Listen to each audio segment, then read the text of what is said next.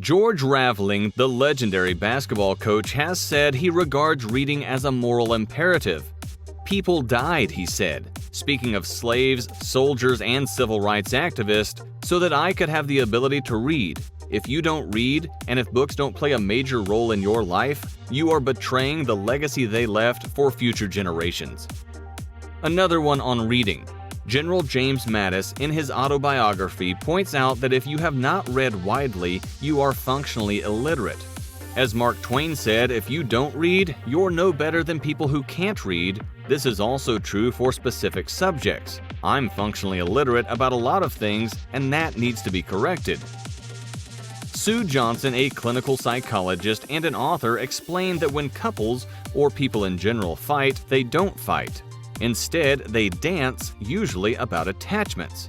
The dance of you go this way, I go that way, you reach out, I reach out, you walking away is the problem, not the couple or any of the individuals. The past year has revealed some things about a lot of folks that I know well, or at least thought I did. But as I feel myself rush to judgment, I think of the beautiful line from F. Scott Fitzgerald at the beginning of The Great Gatsby. Whenever you feel like criticizing anyone, just remember that all the people in this world haven't had the advantages that you've had. I have heard this wisdom from many different writers over the years, but as time goes by, this truth increasingly becomes clear. When someone tells you that something is wrong, they are always almost right. When someone tells you how to fix it, they are always almost wrong, and it applies to both writing and life. A French journalist who was writing an article about my book, Trust Me, I'm Lying, once told me that time is the best spelling of love. I don't think I've ever heard anything truer or more important in my role as a husband or father. The concept quality time versus junk time put forth by Jerry Seinfeld holds that ordinary moments can be gifts if we choose to look at them that way. It has been as essential to me as that of Robert Greene, living time versus dead time. You can sit back and wait for things to happen, or you can make every second count. My life would have been much worse without these two ideas. A few years ago, I was exploring a project for a book with Lance Armstrong, and he showed me some of the texts that people had sent to him when his world collapsed as a result of his doping allegations. Some people bend over when their friends get angry, he said. Others lean back. I decided I wanted to be the kind of person who bends over, even though I didn't necessarily agree with everything that was said and done. It's possible to be there for a friend and still let them know you think they're wrong. Years ago in an English class in high school, I shared something with my focus group. People used what I had said in their essays and presentations and got credit for it. I told the teacher about it, telling her that people were using my ideas. She looked at me and said, "Ryan, this is their work." I'm very glad she said that and that I heard it at a young age. Another thing about being a writer. I once read a letter in which author Cheryl Strayed kindly pointed out to a young writer the distinction between writing and publishing. She commented that we focus too much on the latter and not enough on the former. This is true of most things. Amateurs focus more on the results than on the process. The more professional you become, the less you care about results. You always get results, but that's because you know you can rely on the systems and the process. In this regard, I received a key piece of advice from author Steven Pressfield. There are professional habits and amateur habits. Which ones do you practice? Is it a professional or an amateur movement? Ask yourself this question constantly. Peter Thiel, co-founder of PayPal, said, "Competition is for losers." I loved that the second I heard it. When people compete, someone loses. So go where you're the only one. Do what only you can do. Make a race with yourself. The title of this article by journalist Kayla Chadwick is, in my opinion, one of the best of the century. I don't know how to explain to you that you should care about others. It sums up our times and reminds me that it is futile to try to convince those who cannot look beyond themselves. Tim Ferriss always seems to ask the best questions. What would it look like if it were easy? How will you know if you don't experiment? What would be easier? The question that struck me the most when I was about 25 years old was, what do you do with your money? My answer at the time was nothing. Okay, so why work so hard to earn so much? Thanks to Ernest Hemingway, Tobias Wolff, and John Fonte, that I learned how to type passages by some of your favorite authors so that you can feel that writing suits you. It helps you to anchor the style in your subconscious. It's a practice I've been following for about 15 years now. This scene from Tombstone stays with me, and it also sums up our times. Wyatt Earp. What makes a man love Ringo, Doc? What makes him do what he does? Doc Holliday. A man like Ringo has a big hole right in the middle of himself, and he can never kill enough, steal enough, or inflict enough pain to fill it. Wyatt Earp. What does he want?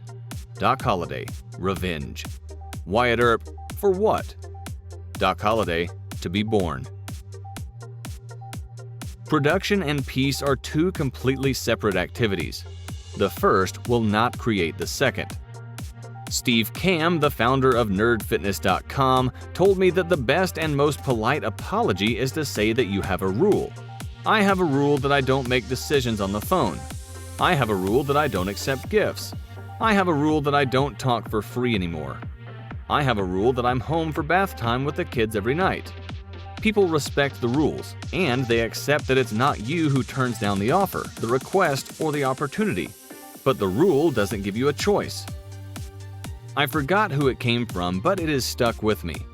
Go to what will teach you the most, not what will pay you the most. It's about choosing the opportunities from which you will learn the most.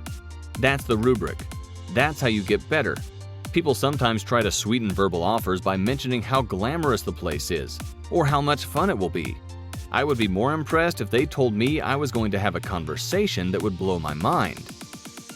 I have observed that in locker rooms, teammates put their values on the walls. Motivational quotes are decorating every corridor. At first, it seemed silly to me. Then I realized it's one thing to hear something, but it's another thing to live up to it every day.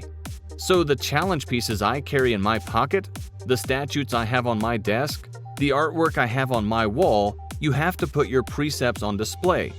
You must make them unavoidable, otherwise the idea will escape you when it counts most. Amelia Earhart said, "Always think with your stick forward. You must keep moving forward. You can't slow down." I was at a meeting at the home of a writer called Neil Strauss when he asked everyone to break down what an hour of their time was worth. The formula was simple: how much you earn per year divided by the number of hours you realistically work. Basically, he said, don't do anything you can pay someone to do for you at a lower cost. It was hard for me to accept that, and still is. But accepting it in my way has made my life much better. There are certain privileges in all of this, and I am fortunate to have the financial ability to follow them. Heraclitus said, "No man sets foot in the same river twice. The second time, the man and the river are different from what they were before." That is why I'm a fan of rereading books and movies, walking on the campus of my old university, and so many things we do once and assume we have. The books are the same, but we changed between readings. The world changes too. "Well started is half done" is a saying I try to follow. It has been a long journey, but the slow and constant optimization of my morning has had more impact on my life than anything else. I stole most of my strategies from people like Julia Cameron, creator of the Morning Pages daily writing exercise; Shane Parrish, an evangelist who wakes up early; people from the habit-forming application Spar. They helped me not check my phone in the morning; and Ferriss, whose to-do before managing tips helped me to prioritize. Your last book won't write your next one. I don't remember who said it, but it's true for writing and all professions. You are constantly starting from scratch. That is, every sale is a new sale, and every season is a new season. If you think that your past success guarantees you something, you're going to wake up suddenly. Someone has already started beating you. From journalist David French, "Human beings need forgiveness as we need oxygen. A nation without grace will make its people unhappy." The founder of American Apparel, Dov Charney, once told me something that I think about a lot. He said, "Running rates always start at zero." That was the point. Don't get discouraged right from the start. It takes time to build up from nothing. In a blog post by author and speaker Chris Yee, I read this passage from a speech by former Coca-Cola CEO Brian Dyson. Think of life as a game in which you juggle 5 balls in the air. You name them work, family, health, friends, and spirit, and you keep it all up in the air. You'll soon realize that work is a rubber ball. If you drop it, it bounces. But the other 4 balls, family, health, friends, and spirit, are made of glass. If you drop one of them, it will be irreparably scratched, marked, notched, damaged, or even broken. They will never be the same again. There is no party line, Allen Ginsberg's psychiatrist told him when he asked for a professional opinion on the possibility of leaving his job to write poetry. It's good advice for life. There is no party line on what you should or shouldn't do. Entrepreneur and author James Altucher once remarked that you don't have to make your money grow. You can just have it. It can just sit there. You can spend it anything you want. You don't have to beat yourself up for not investing and managing every penny carefully. The reward for success shouldn't be to constantly point out that you're not doing enough to capitalize on it. At the same time, I love radio host Charlemagne, God's alter ego, Frugal Vandross. The less money you have, the less you have to worry about. I have already talked about how I got my rating system from Robert Greene. It was only later that I realized, to take a concept from economist Tyler Cohen, that making grades is an effective way to balance the scales. That is, how do you practice what you do? What is your version of practicing scales or exercises? For me, it's the cards. That's how I get better at my work. Personal finance counselor Ramit Sethi talks about how you can not answer things. At first, it was rude.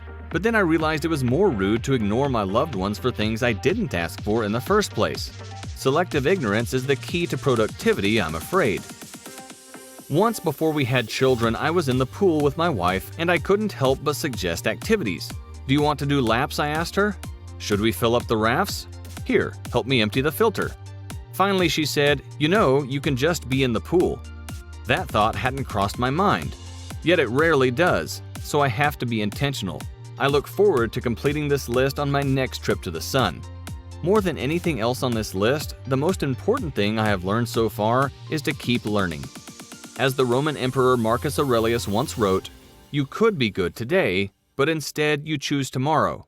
That quote haunts me as much as it inspires me, and it makes a lot of everyone. It's worth stealing if you haven't already.